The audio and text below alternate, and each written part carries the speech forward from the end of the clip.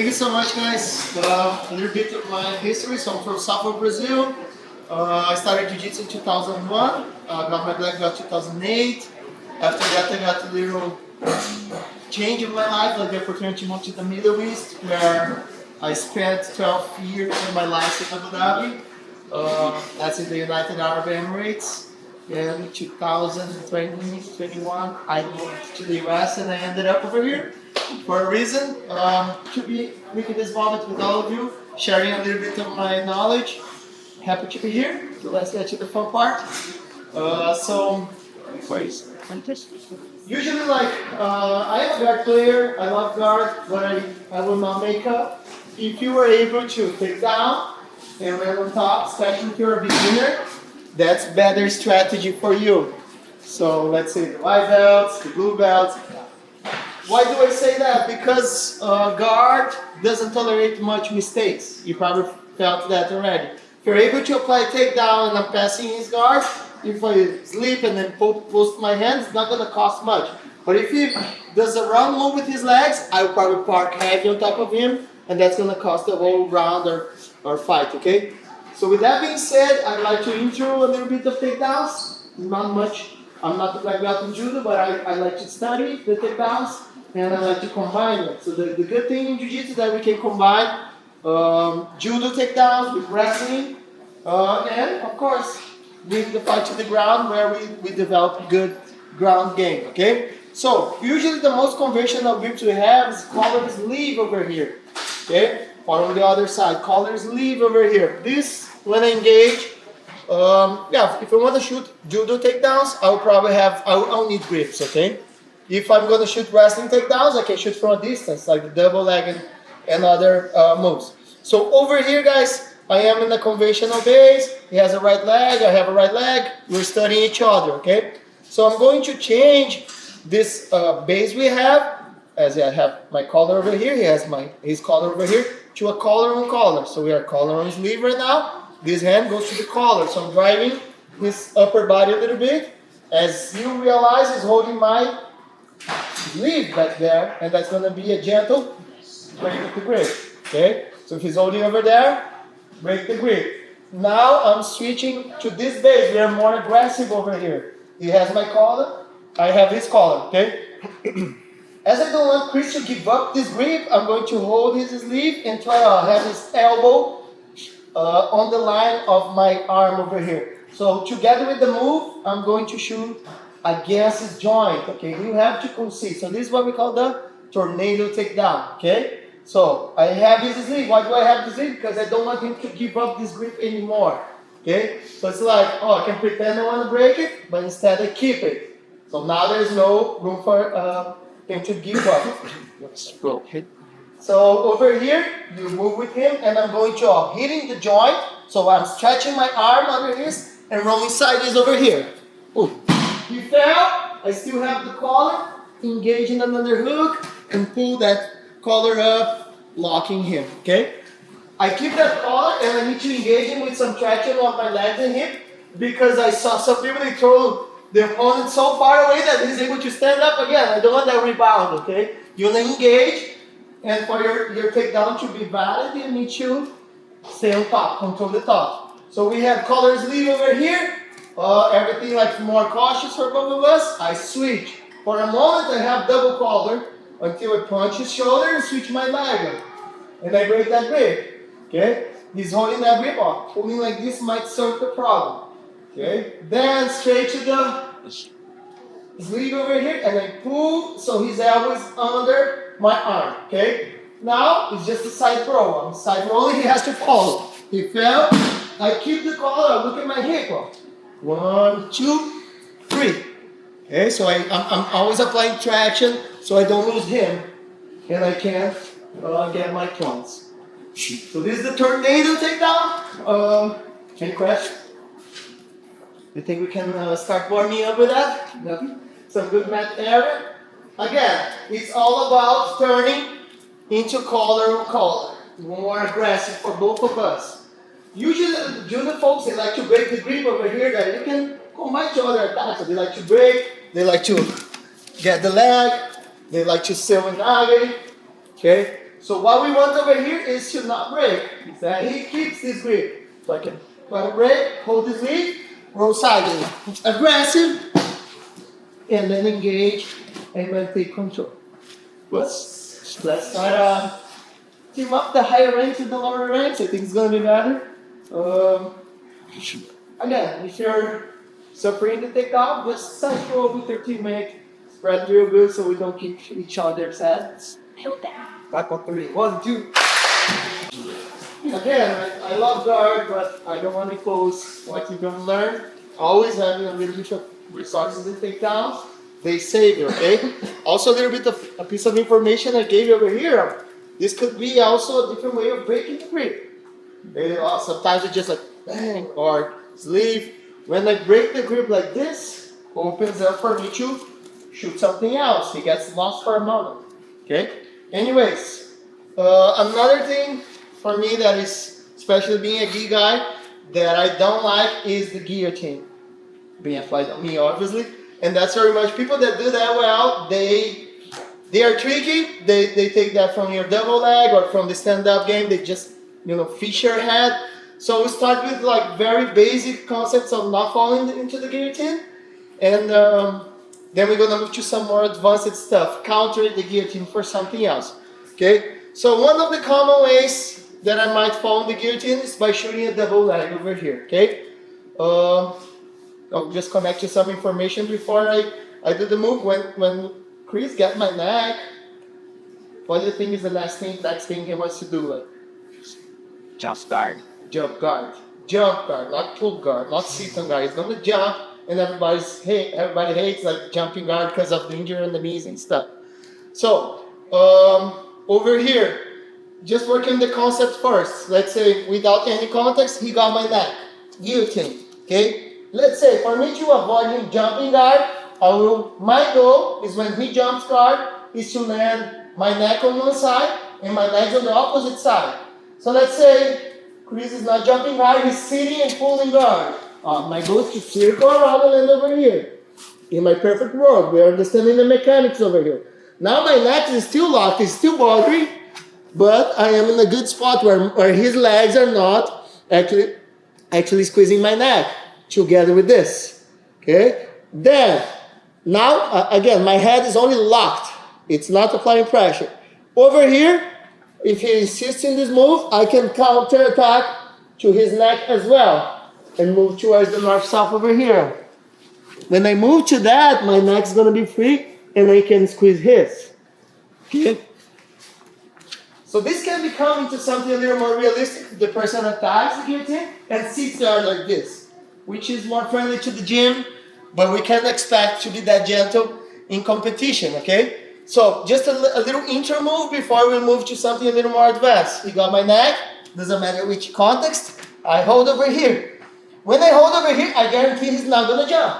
Okay, so let's say he sits, I'm gonna make way to the other side and then over here. Concept, just the concept, it's not gonna be so realistic. Okay, my elbow goes up, I wrap around his own neck, and I start to move to north-south over here. And then I park heavy. So I counter-attack on his neck. I hold my fingers like an S grip. Like this.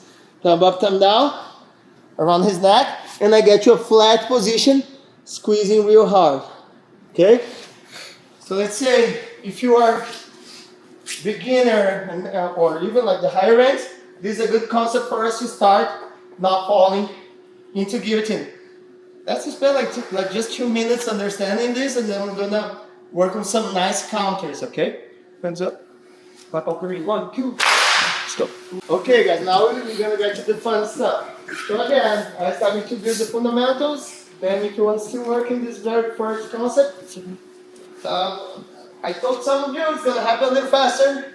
Okay, but if you start to know like the step by step, you know when to react with your neck. Is that locked, okay? Now, some counter attacks if he has my neck. This was a counter as well, but first defending, circling around, legs on one side, head on the other, and then counter to kind of a guillotine from north-south. Now, pretty much the same concept. He got my neck. Now we're gonna do more of an advanced move. So my hands over here protect him from jumping guard. So this information is clear. Okay. After I do this, now I'm gonna get ready to counter attack with the takedown. So it's like the fireman's carry. We call in Brazil the armadillo Canquerino. Okay. So over here, I'm gonna do a kind of move with my legs. So it's a little more sacrifice. After I locked over here, I'm gonna get to the leg, to the elbow, and turn him over. Okay. Same thing. Look at my leg. Traction, traction, traction, traction. Okay. I'm throwing him somewhere else, far from me, but I want to get my points. I want my takedown. You know, it's hard to apply takedown, so I want my points. So this is different than the actual Canquerino, the regular, because people do this. Okay. The dive I do is this. Okay. It's more sacrificing, but it's gonna guarantee he's gonna fly. He has to unlock my neck, otherwise he's gonna plant his face on the ground. Okay. So Chris got my guillotine over here. I lock the ledge, it doesn't jump on guard. 1, 2, dive, throw. Engage. Okay. A little harder. I know there are some white belts, some beginners. You want to still work on the first concept, and then we might get back to the stage during classes. You know, let's make sure that all the levels are fed in some technique over here. Okay. So again, he got my neck. Could be on a double leg or because he changed it. Lock it so it doesn't jump. Step, tie, elbow, dive. Okay, so I'm gonna meet him on side control. Okay? Let's turn the from time on this. So this is a counter takedown. Armadillo, Canquerino, as a counter of the guillotine. Up on 3, 1, 2. So, at least the way I teach and I like to shoot for double legs, it's a little more lazy. So it's like I have a forward leg that knee goes on the ground and then I start to circle around with him.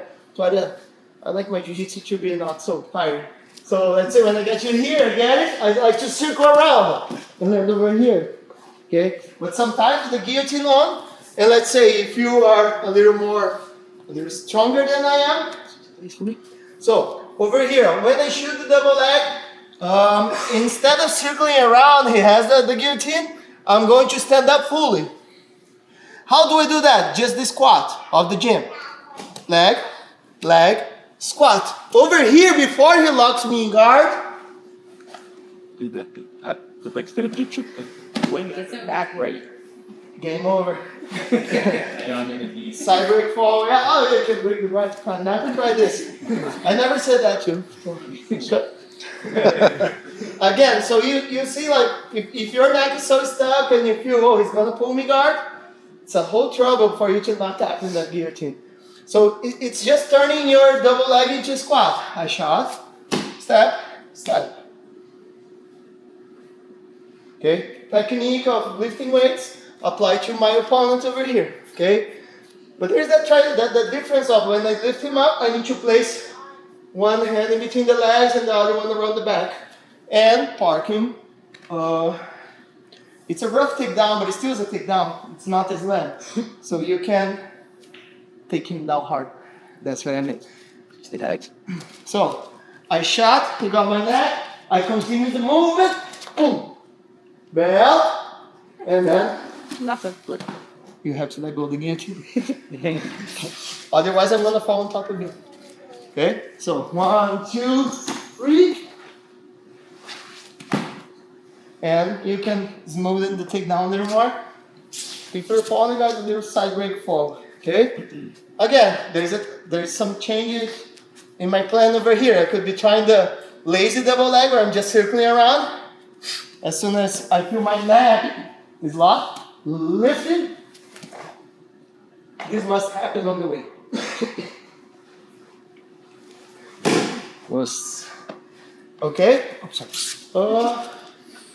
This is more athletic than the Canquerino, the armadillo one, but this is also good stuff. Try to play with it. Maybe, I don't know, if your teammate is too heavy, you might need to get back to the other. We'll see. Congrats. 5 on 3, 1. Okay, guys, enough of takedowns. My back hurts. His back hurts. So now we're in the guard, okay? We're going to connect to some game let's say if our open guard is not succeeding. By the way, I'm the close guard over here, and this is competition, let's say. I like to teach and I like to follow the order of attacks that don't expose my guard much. What would be the first one in your opinion? Cross choke. I don't even need to open my guard. So it costs nothing to try to succeed on this or score an advantage. That might be valuable later on. Of course, I'm trying to do the cross choke with postures, or even try to break the grip. And then I have this. What would be a second attack? See, that should be the same grip that I failed in the cross choke. But then, of course, not succeeding with Chris, I'm sitting up to this over here with him. Boom. This grip is great, especially if you have the heavyweight passer that doesn't want to stand up, that doesn't want to move around. Okay, of course, my goal over here is to keep his arms apart. Okay, why? So it doesn't break the grip of my collar. So I need to do this. If he's bothering my leg, I can keep like an invisible hook over here. Or even sit, stay over here for some time. Okay, of course, if I lean on my back, I lose a little bit of mobility. So the whole goal is to get to this, okay? Chris playing with my leg doesn't change much. What's bothering me right now is his grip. And this is an important thing for him to succeed on passing. And every time that I can let go of this collar, I break and I have it, okay? Again, now let's read a little bit of his reactions that he could have. First, some people, they try to place their leg up and maybe try to place my leg in between. I'm going to hook it. Okay. Over here, my first attempt is going to be a butterfly sweep. Boom. Okay. Placing his arm on the pocket. What I mean, like punching in the inside. Then I land in a good spot for a cross knee cut right after. It costs nothing for me to do this. Okay. So this guard over here, cross grip and hand on the sleeve, gives me also good mobility. Think of that heavyweight that doesn't want to stand up, okay? I have a friend of mine over here. This gives me agility around him. Okay? What do I mean agility? That's the collar drag. If you don't like the collar drag, regular arm drag. Kicking the far leg. Okay? Other possible games I have over here, same thing. Over here, just running over him. That's when, if I'm rolling with a heavier person, or if I'm rolling and I'm losing, there's no reason I'm gonna stay with my guard close. I need to come up with agility. Okay? He's happy if I'm playing over here and he's winning. It's like 1 minute left. I was like, okay, I'm gonna try the arm behind the guard. That didn't work the whole previous 4 minutes. Now that he's winning, you think it's gonna be easy? It might happen, but let's say I need to unlock this game. I need to, take him out of his comfort zone. 2 teeth in the ear, stretch, go up. Okay? Again, collar drag. How do I finish? Well, after I do a big pull, I sit up to this. Look how much mobility I have. Together planting his head on the ground. Okay? Again, without my opponent. Is it possible to stand up without my hands on the ground? Be drilled. Cool. That's what I'm doing over here. And what do I say without my hands on the ground? Because my hands are busy. This is bothering me. Break, collar, kick. Boom. Then I get over here. Until he postures up, boom. Wrestle up. It's not going to happen beautiful if you're running against the time. It's going to be bravery. Okay? The first sweeps of the match are rolling now. Then you have that all-paced, beautiful technique. When you're running against the time and you have to deal with competition strategy, it's going to get wild. Okay? But that's just an example. Okay? If you want to absorb that, that's beautiful. My main goal right now is going to be the butterfly sweep. So we're going to get you the loop choke after this. Okay? So let's say he pulls the leg, then I hook it. As I can free the other leg to have more of a lift at the end. I pull, place the arm in the pocket, lift it, and get up to cross knee cut position over here. Okay? I spent some good 5 minutes, and then the cherry on top of the cake is going to be the loop choke connecting to this game over here. All right, clap on 3. 1, 2, 3. So, you probably realize since from the guillotine series, we started with something very, very easy. That's also useful for something very, very complicated, okay? Everything we learn over here, if you succeed in the sweep, you're gonna go up, get your points, beautiful. But what I like to do over here, and if you are able to play with the rule and be so cold-hearted, let's say, so like, I don't know, psycho over here, I can give up the sweep I had for me to connect to the loop choke. So what I see in mistakes of the loop choke. Loop choke from the guard. Very hard. I don't even get my elbow.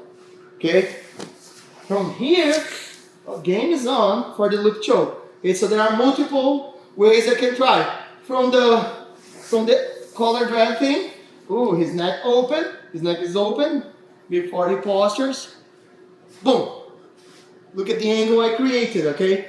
What I see, so this is not the harder part. The hard part is like when I get the neck clean, is to lock him somehow. Because if Chris rolls sideways big time over here, he's gonna do the knot and then I lost everything and we're playing game again. Okay? So after you lock, you need to either follow him to the top and anticipate his rolls, or lock one of his legs. So you block this cape. Okay? Playing with the butterfly sweep. So I'm over here, and he posted the leg. What I like to do, I fake that butterfly sweep up. I let go of his lead. He's not knowing. Because I let go of his lead. When he come back up, I funny. I lock it. And game is over. You see, this leg is locked. He's not going to roll sideways. I lost the leg. He's rolling sideways. Go up. Go together. Roll. Go up. Roll. That's the way it's going to happen. He's going to try to scramble sideways and undo the neck.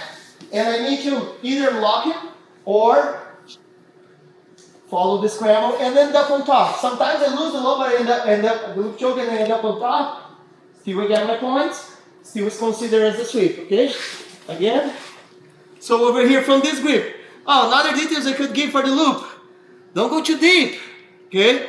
I need the lapel to fill up around his neck. So I have an angle on my arm to, whoop, and palm of my hand is up. Okay? So this is very unusual from what he's expecting. I can even be faking the other stuff, try the butterfly sweep, lock it. He's going up, can keep it. Oh, maybe I'm afraid I lost the position. Look where I ended. So that gives a little bit of emotion to what's going on over here. And if you feel you have it, you can chase the submission a little harder, or end up, worst case, on top in a better situation from where you came from. So what I mean with everything is like faking the butterfly, kicking the far knee, everything that he's not right now busy thinking on that loop choke. He's like posting, oh, almost fall flat when he come back up. Nobody comes back up like this. You know, his neck is coming back to me. And that's the moment you have. Okay, so again, without any contest, you pull, you feel, and you lock. Okay? And then my legs will do the next. Locking him somehow. Even full guard, but I prefer half guard. Plus, so that's the best one. Let's hear Lisa. I was so many top of it. Oh, one more time. So, I came from full guard. I'm over here where I have some more agility, some more speed. You can come try the... he has an elbow on the ground. Oh, he's not falling. Maybe that's on purpose when he comes back. Boom. Sometimes I even lock the arm over here if I can.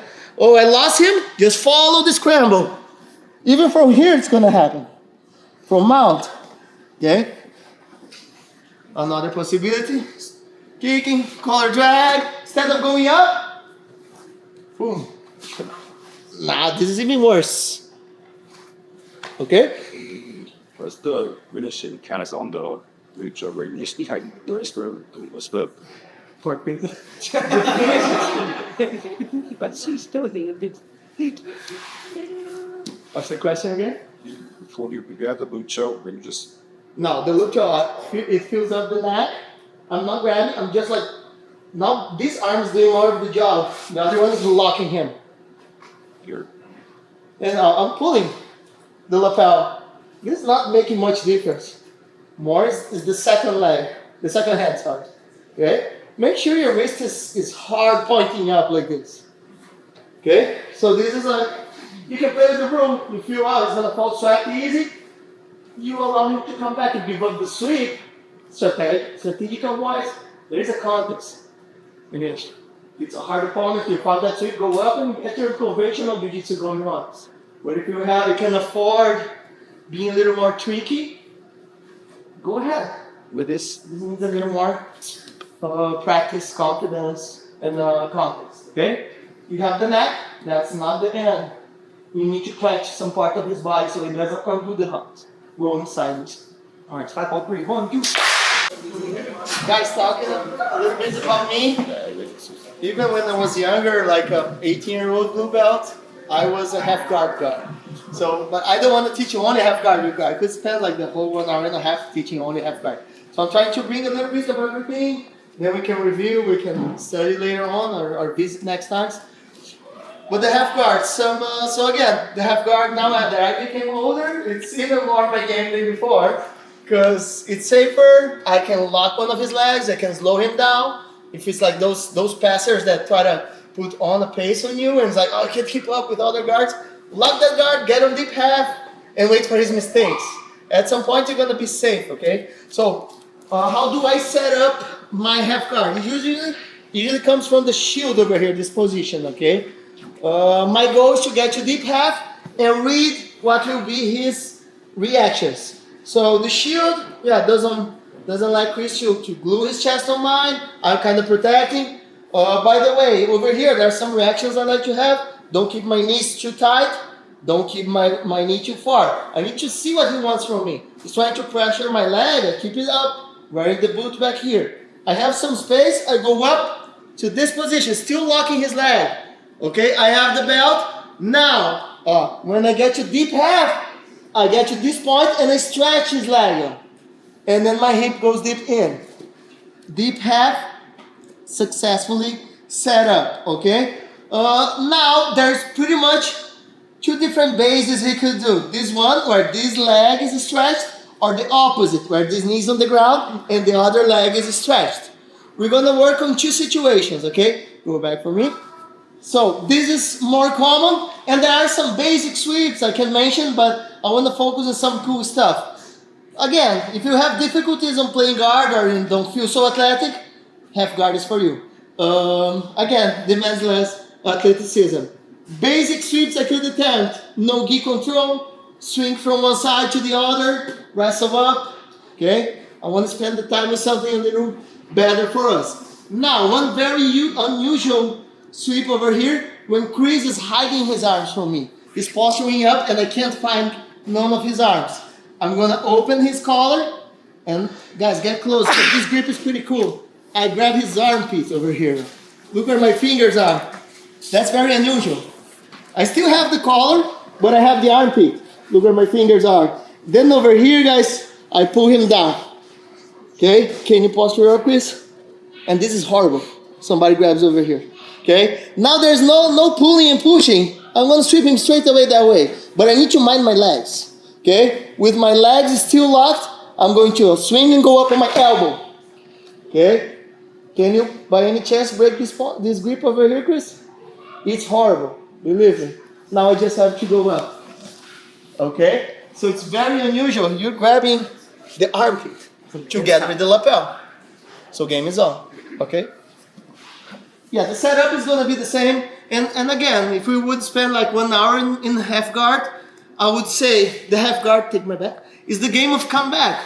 Because let's say, so he has me over here, other side for me. He has me over here, I do the escape, I lock his leg. Where am I? Where am I? So you came like from a very bad situation to your best spot. Okay? Also, I can do it from the mount. I can come from a very hard situation into my spot where I have a lot of sweeps. So again, first sweep over here with this leg. It's like I could try to catch the arm and move from side to side. He's not conceding. Okay, lapel is available. I go up there and I lock as much fabric as I can under his armpit. But the lapel is also, my thumb is out. Everything's legal. thumb is out, pull down. Okay? There's no faking. Straight to the side over here. Well, my legs are not opening. I want him to remove still. Go up, elbow. Okay? He can hop with his hands. He can walk his hands as much as he wants. Head. Parking. 2 points. Okay?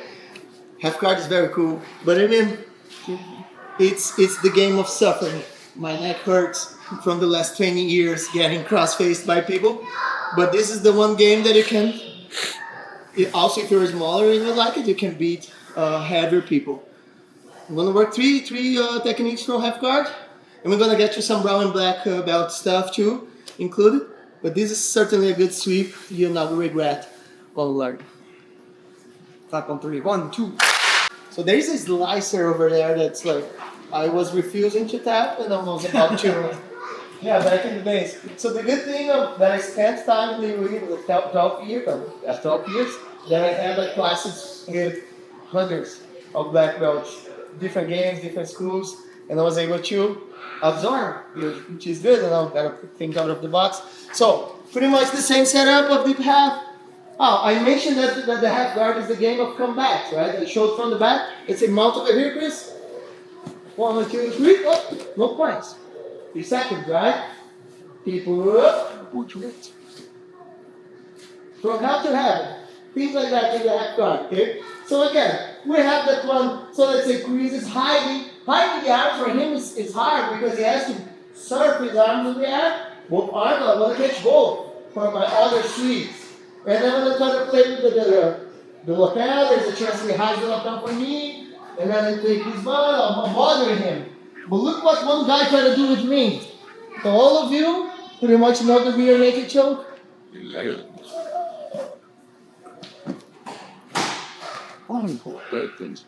Guys, a huge slicer over here on one of the quads. Okay? And I remember I didn't tap that fast, but was like, I'm not tapping to this. And then I changed my mind in 2 seconds. Okay? So, again, these slicers are brown and black, a BJJ rule, or ADCC, whatever rule that they are higher, advanced grapplers. So again, thumb down, rear naked setup, hide my hand, and apply pressure. The radial bone against his muscle. That's the first one, okay? I want to add the second one over here. So now when Chris is a good passer, he switches the leg and stretches these ones. If this happens, first thing I need to do, unless if I'm being tricky, is to lock the kneecap, okay? How do you pass this? If I'm not locking this leg, he changes the base, get the other hook, and then my half guard is gone, okay? So nothing forbids that I, go back to the other one, that I set him up like that if I want. So I pull and stretch. But I need to keep the kneecap, the thigh over here together to my head. So it doesn't switch the base to the other side. Now, without opening my triangle, sudden hip change from pointing to that way to this way, together with this. His knee and his groin being stretched to the side, okay? Also, I face that way real hard. 1, 2, 3, boom, boom. And I keep this locked. Now let's read his reactions, okay? If I want to go up, I'm going to end up on a good over-under position, okay? But before that, brown and black belt. Set up the knee, sprawl, knee bar over here. He doesn't tap, and then dive onto side control. Okay? So this is one of my favorite sweeps, and I also like to force him to get to that position, okay? So again, over here we have this. We have the slicer. I can switch him, lock him, okay? Now, still my triangle is real hard. I can't lose the leg in deep half at any moment, otherwise that's gonna give me trouble. Now, even you can face going that way, and then sudden hip change. Ooh, he fell. Okay? Start to go up over here. If you want to go straight to the pass and you want the knee bar, make sure you swallow the leg in between your legs. Traction, traction, traction. Wrong step. Plug in the head. Okay? Why is it called an over-under situation? Because if you defend this side real good, I can stack past to the other. So over-under, pretty much you have a pass over and a pass under. Usually over is agility and faster. Under is that stack that's really like torturing him and smashing you. Two options left from the brown back only, which the other ones can learn. And I don't know if we have a class that they could apply, but at least we try to follow the rule. The slicer on the class, it's nasty. I remember I spent some days limping for not attacking early on that. Pretty surprising, and the good thing about learning from other people. That's gonna be the last one. I have still 5 minutes for it. So then we do it. Okay, so I count on 3, 1, 2. That's it. You know what? You know.